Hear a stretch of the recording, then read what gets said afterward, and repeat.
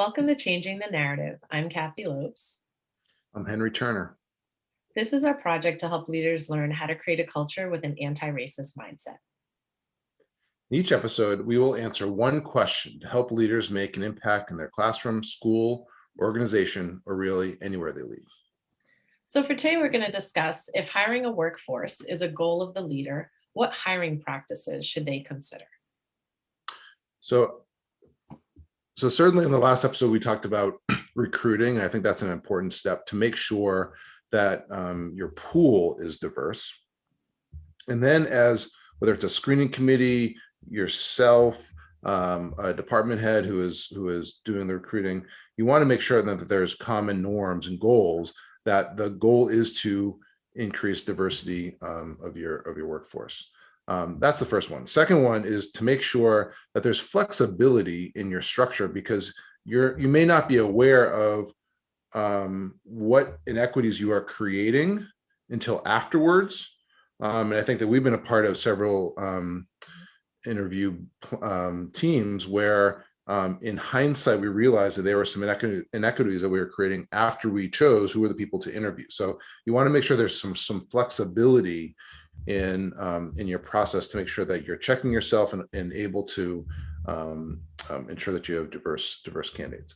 And then I would say in terms of the hiring process, you want to make sure that your interview questions are a demonstration of your goals and your values, that you're asking questions that show to the candidate that you're committed to anti-racist practices in our world in education, that you want to ask questions that are around culturally responsive teaching or developing social justice skills, anti-racist skills, addressing systemic racism. You want to ask those questions that signal to the person, this is who you are as a organization.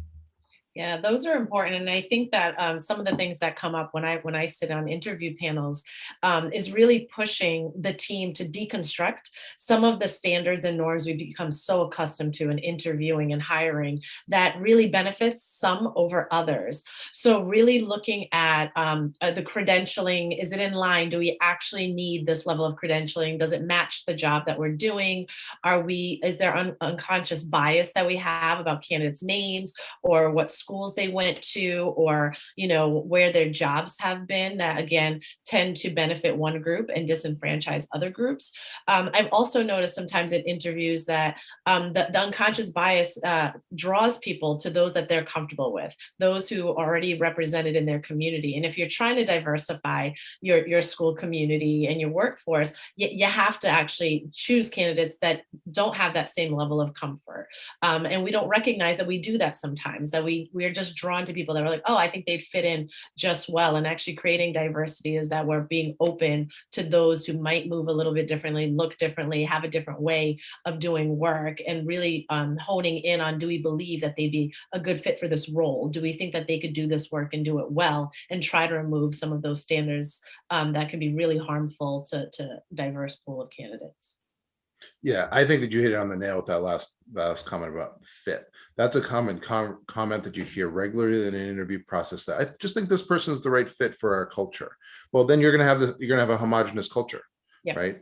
And we need to think about people who are going to push the boundaries of our culture, who are going to challenge our culture. Then we can start thinking more flexibly in terms of the kind of people that we're looking for. But if we're just looking for people who are going to fit in, then we're going to be hiring the same people, and we're not going to be hiring a diverse workforce. I think that you also, when you were talking about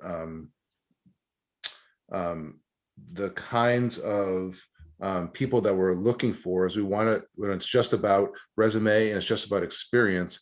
Well, when we're looking at only the top 25 schools, universities that have, maybe 8% people of color, 10% people of color, well, then you're not going to have a diverse workforce. If you're just looking for people who have 5 to 10 years of experience, well, you're going to be limiting your options. And so you've got to really think flexibly in terms of what are your goals? Is it someone with experience, or is it having a diverse workforce, which is a bigger priority? Yeah, no, great point. So just to kind of put that all together, when we're thinking about hiring, we want to set some standards and norms, make sure everyone on the hiring committee is on the same page about what you're looking for. We want to be really flexible with, who we're opening the pool to really get a more diverse breadth of candidates. Check ourselves on our unconscious bias and some of our defaults about who are we comfortable with, and really pushing the boundaries to just expand that.